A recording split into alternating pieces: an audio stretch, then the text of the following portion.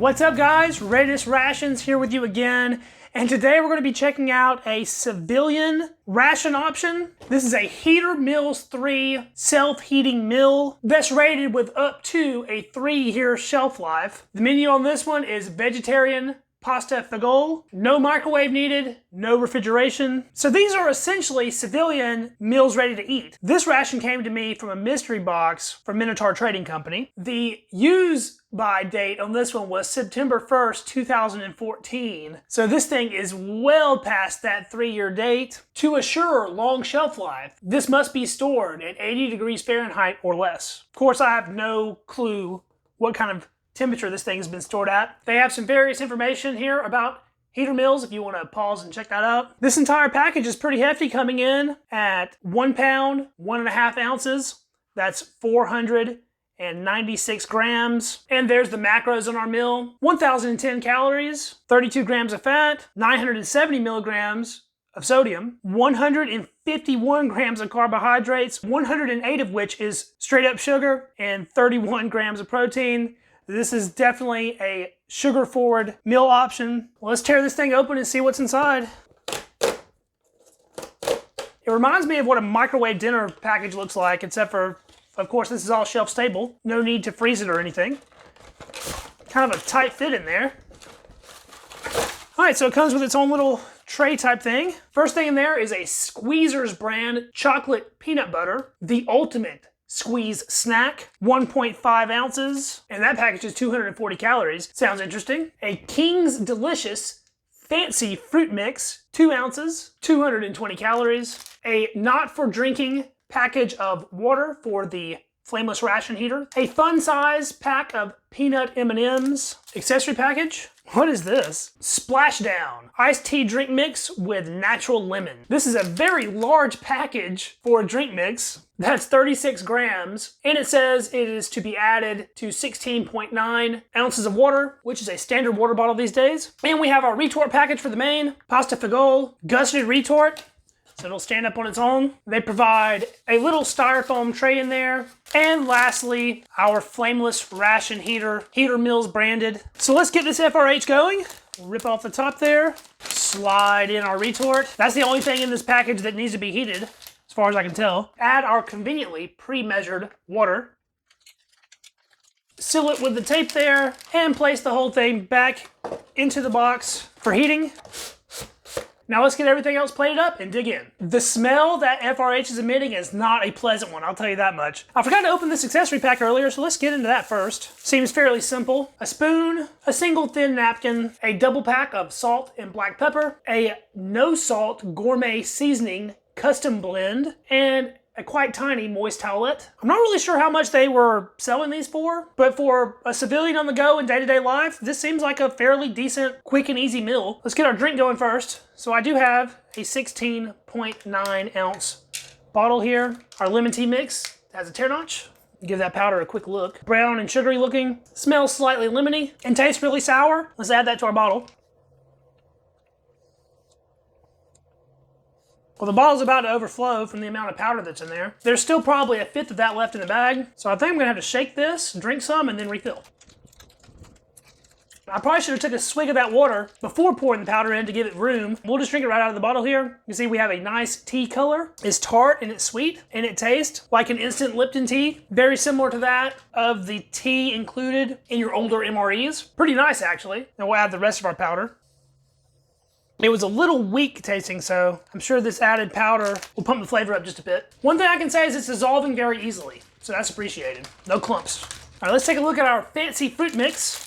That smells kind of weird. Has a slight alcohol-like aroma to it. Let's get a look at these. So we can see some very dried out looking raisins, cranberry, papaya. That's basically all I'm seeing.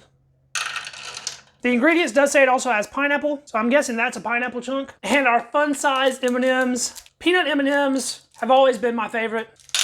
They surely didn't include very many though, did they? And this Squeezers brand chocolate peanut butter, I would really like to have something to eat this on, but I guess you're just supposed to suck it down straight out of the package. It's sort of a light brown color. I want to go ahead and try this stuff. We're kind of skipping to dessert here, but that's okay.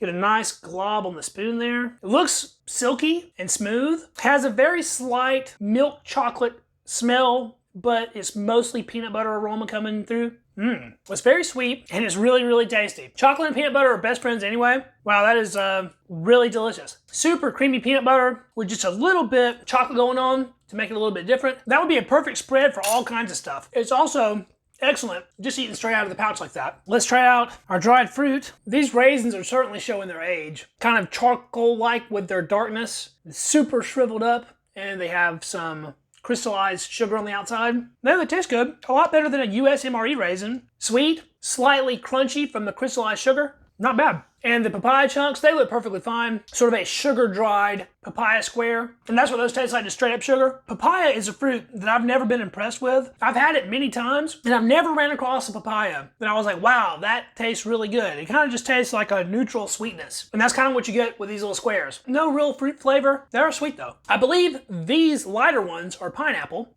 Give that a try. Yeah, that's what it was. Those actually have a slight pineapple flavor. They're also a little bit on the crunchy side from all that crystallized sugar. Given the age of this though, and the type of package it was in, this fruit mix is in excellent shape. There was hardly no cranberries in there. Let's try a big handful of everything mixed together. Man, that is super sweet. This package of dried fruit had 45 grams of sugar, which is almost half of the sugar of this entire meal. Get another swig of our drink here. I like that it made such a large portion. The flavor's not overpowering. It's just a pleasant, slightly lemony tea drink. Not bad. I think we've given our main long enough. It sounds like it's still doing work, but I'm hungry at this point, so I'm ready to dig in. Let's see what kind of temperature we got up to. So on the outside here, we're up to almost 150. Oh no, I'm spilling water everywhere. Let's see how hot just the pad is. 160, 165. About as hot as you could hope for. We're not gonna use this included tray. And we made a little bit of a mess, so I guess we'll try out our thin napkin here. There's a disgusting residue all over the retort pouch. It's feeling pretty warm, although looking pretty gross. Pull that chair notch. Check that out. It smells like retort pasta. Pour it out of the tray here.